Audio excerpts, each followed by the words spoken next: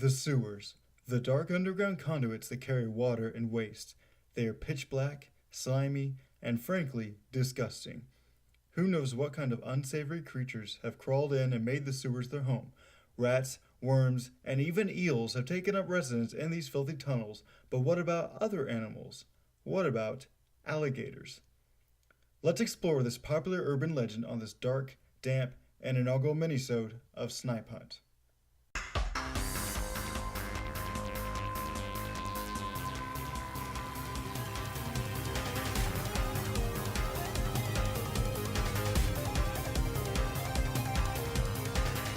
What's going on, listeners? This is Darren Young, and you are listening to Snipe Hunt, the only podcast that constantly plays air horns every episode. Today, we'll begin our episode with a Frontiersman brand bear horn, which can be heard up to a half-mile away. You can warn the bears and give them a chance to leave. Here it is. But you are listening to Snipe Hunt, Frightening Folklore. A lot of time-consuming work goes into each episode of this podcast, which can mean weeks or even months without episodes. But I want to keep putting out content, so I've decided to implement these little mini episodes that will be in between the longer episodes. These minisodes are going to be shorter and cover more specific subjects that don't quite have enough content to do a full episode on. These are also an easy way for me to keep bringing you content on a more regular basis. My regular co-host Gary Clevenstein will not be joining us for these because I don't think it's fair to make him drive 40 minutes for a 15-minute episode. But don't worry, you'll still hear him on the regular episodes. If I get any listener stories in, I think these mini episodes are a great place to feature them. So if you have a story of experiencing something strange or unexplainable, please contact me and I will be happy to share your story. But for now, let's get on to one of the most well-known urban myths, alligators in the sewer. So we've all heard about this urban legend. We've all done a Google search just to check to see if there are actually alligators in the sewers. I know I have. As you may know, the setting for this legend is usually New York City and its extensive sewer system. So the story goes that New Yorkers take a vacation to Florida and decide to bring back a live souvenir in the form of a baby gator pet. Or maybe a New York resident just procured a baby alligator through the exotic pet market. Once the alligator begins to grow, however, they see the error of their ways, perhaps fearing for the well-being of other family pets, or themselves, or just realizing they can't take care of a giant reptile, and flush the gator down the toilet before it gets too big. This gator winds up in the sewer system beneath the city, where it survives on rats and scraps until it goes large enough to hunt something more substantial. Now, there are plenty of reptiles in New York City, but they are more of the metaphorical sort. But where exactly did this legend come from? What are its origins? Stories of alligators residing in the sewer go all the way back to the 1800s, and maybe even earlier than that. The earliest recorded instance I could find was a short article from the Atlanta Constitution newspaper from the August 5th issue in 1873. I will go ahead and read it, but it does contain some dated language that does reflect the time. Quote, "The new sensation, alligator in the heart of the city, great commotion.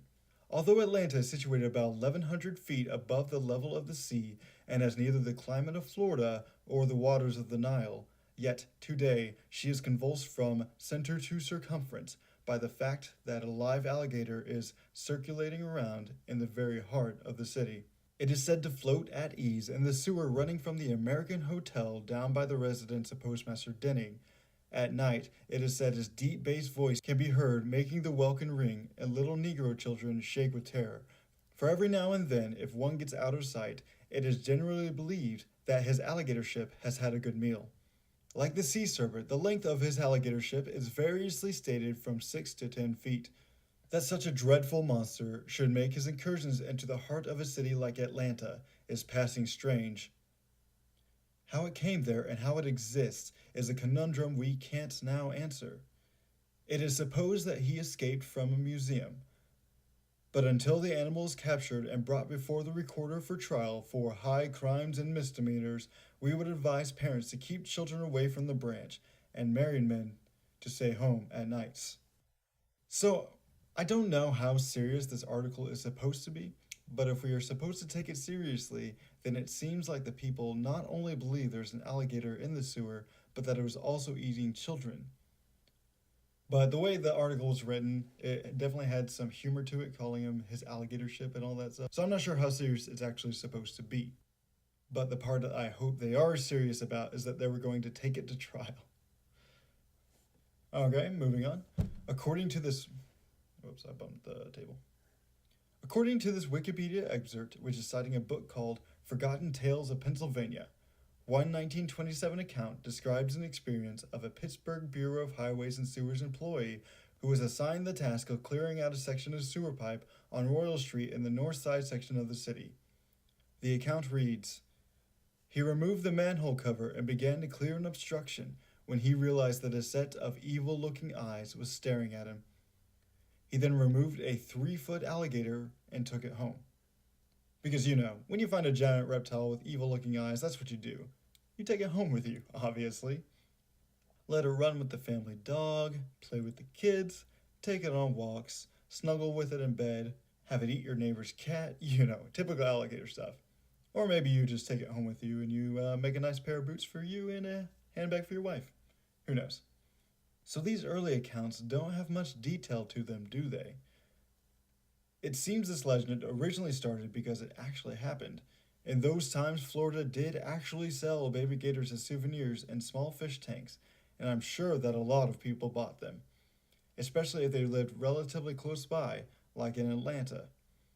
But how did this urban legend come to focus on New York City itself? And how did it become such a well-known tale? Well, we can probably thank a book titled The World Beneath the City for that. The Journal of American Folklore had this to say on the book. Written by Robert Daly, it is a history of problems involved in the development of the network of utilities beneath Manhattan Island. And in the midst of the stories of engineering problems and political deals is a chapter entitled Alligators in the Sewers. It is based on the author's interviews with Teddy May, who had been Commissioner of Sewers in New York for some 30 years. According to May, sewer inspectors first reported seeing alligators in 1935, but neither May nor anyone else believed them. Instead, he set men to watch the sewer walkers to find out how they were obtaining whiskey down in the pipes. Persistent reports, however, including the newspaper item discovered by Coleman, caused May to go down and find out for himself. He found that the reports were true. The beam of his own flashlight had spotlighted gators whose length, on the average, was about 2 feet. May started an extermination campaign, using poison bait followed by flooding the side tunnels to flush the beasts out into the major arteries where hunters with .22 caliber rifles were waiting. He announced in 1937 that the gators were gone. Reported sightings in 1948 and 1966 are unconfirmed. May suggests that the baby alligators were dumped down storm drains rather than, quote, flushed down the toilet. So there you go. According to this account at least, it seems that New York did have a small infestation of alligators living in the sewers. Of course, this could all be fiction, but I don't think that it's too far-fetched. Now it quotes May as saying something about sewer walkers getting whiskey, so I tried to look that up to get more clarification, but the only thing that I could find when I googled sewer walkers was clips of the Walking Dead TV show. I don't think May is referring to zombies, so I'm assuming they're just sewer workers who were getting drunk on the job. Snopes.com found many stories on alligators in New York from 1927 to 1985, but only one actually turned up in the sewer. In 1935, The Times ran a story with an amazing headline. Alligator found in uptown sewer. Use shoveling snow into manholes, see the animal churning in icy water. Snare it and drag it out. Reptile slain by rescuers when it gets vicious. Whence it came is a mystery. That's all the same headline, by the way. It's very long and very dramatic, but there is no actual evidence of the incident other than this newspaper story, and there is a good possibility that the story was fabricated to sell papers. But who knows, it might be true. And like all crazy legends, it gets crazier. Some versions of the story go off to say that since the alligators were still practically babies by the time they are flushed down into the sewers, It would adapt to living in the lack of sunlight and lose its eyesight and its pigmentation and would become albino, turning completely white with red or pink eyes. The problem with this is obviously that albinism is a genetic disorder that has nothing to do with a lack of sunlight or living in something like a sewer. Any adaptation that an alligator might develop to living in a cave like environment would take an absurdly long time. Now, goldfish can lose the pigment in their scales due to a lack of light, which causes them to lose their color, but that's not the case for alligators. And usually, goldfish turn a darker color when that happens anyway, not white. A more plausible explanation for this is that since a wild albino alligator would have a vulnerability to the sun, it may retreat to a dark shelter like the sewers. And of course, since there is an animal living where there is potentially toxic chemical waste present, there are versions of mutated sewer alligators that are deformed in some way, as was the case in the 1980 horror flick Alligator, which currently holds a 5.9 out of 10 on IMDb. Apparently, horror movies don't do well with the critics. So maybe it's a teenage mutant ninja gator? Maybe an albino gator who donned the green masks and pledged to protect New York from a ninja clan named after a body part? Maybe he's named after a Renaissance artist like, I don't know, Giotto? Maybe his signature weapon is a giant ninja star. Or a shuriken for you nerds out there. There's actually a TMNT character called Leatherhead who is a sewer gator that was intentionally mutated to become an anthropomorphic reptile, but I'm getting off track. But now I like my character, Giotto, the Teenage Mutant Ninja Gator.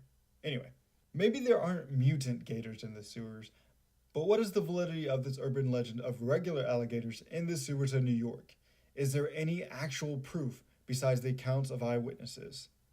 The short answer is no. There are plenty of stories of alligators in the sewers of New York, but no actual evidence that it happened. Although, I believe that it did actually happen at one time. I believe that a pet gator got abandoned in a storm drain and that maybe a sewer worker saw it and started the legend. However, I don't think any alligator would live very long in such a hostile environment, and that there is no way a population of any size could be sustained down there. Now, there are recent real-life sewer crocodilians, but not in New York. In 1984, a Nile crocodile was found in the sewers of Paris under the Pont Neuf. Pont Neuf. The crocodile was captured by firefighters and as of 2014 still resides in the Varennes Aquarium 30 years later. Eleanor the crocodile was less than a meter long when caught, but is now over 3 meters long and weighs a healthy 550 pounds. See, it's not as ridiculous as it sounds considering it actually happened, just in a different famous city. What about New York though? Surely there's something crazy lurking down in the sewers. Turns out, there is. And it's not Pennywise. In 1990, the Department of Environmental Protection reported pulling snapping turtles as large as 50 pounds or more out of sewage treatment plants. Now, I already made my Teenage Mutant Ninja Turtle joke, so I'll spare you, but I do find it hilarious that this happened the same year as the live-action Ninja Turtle movie was released. Tina Casey, the spokesperson for the Department of Environmental Protection, was quoted as saying, "Alligators look tougher, but turtles really know how to survive in New York. They're real New Yorkers." And that's an amazing quote as reported by the New York Associated Press in 1990. That's the quote that should have been on the Ninja Turtle movie poster. During my research for this episode, I came across an amazing website called sewergator.com. It is actually how I found that 1873 account from the Atlanta Constitution. If you go to their welcome page, this is their mission statement. Alligators in the sewers for one of the most enduring and endearing urban legends known. Sadly, today's sewer gators are threatened by a diminishing supply of the gullibility so crucial to their survival. In response to this crisis, Sewer Gator Enterprises has joined forces with renowned folklorists to establish a refuge on the internet, the only place in the world so capable of meeting the special needs of the sewer gator population. Here, with your help, the subterranean saurians can flourish as never before. And then below that, it goes on to say, "We at Sewer Gator Enterprises don't want your money. Actually, we do, but we don't think you're quite dumb enough to give it to us. The internet is all about information, and that's all we need from you. If you run across a news article or a story, or some artwork, or just about anything dealing with sewer gators or their kin, drop it in the Gator Data Grate below, or just drop us a line concerning what you found and where you found it. We'll do the rest, and sewer gators will thank you and might not eat you. You do have to visit this website. It's awesome. It is super dated though. It looks like the last update was in 2006, but it's actually a treasure trove of information on all things sewer gator. So definitely go check it out. And that's it. The first minisode is down the drain, so to speak. I definitely learned a lot about this legend doing all this research for it. Who knew there's actually so much to it? I'll probably tackle other urban legends in these minisodes too. Just let me know if there's one that you'd like to hear me do. Thanks for listening. Tell your friends about Snipe Hunt. That's the best way for this podcast to grow. If you have a story, or question, or comment, please email me at snipehuntpodcast@gmail.com or contact me through one of the Snipe Hunt social media pages. That's all for now. Just remember to be careful what you flush down the toilet, or it might just become frightening folklore.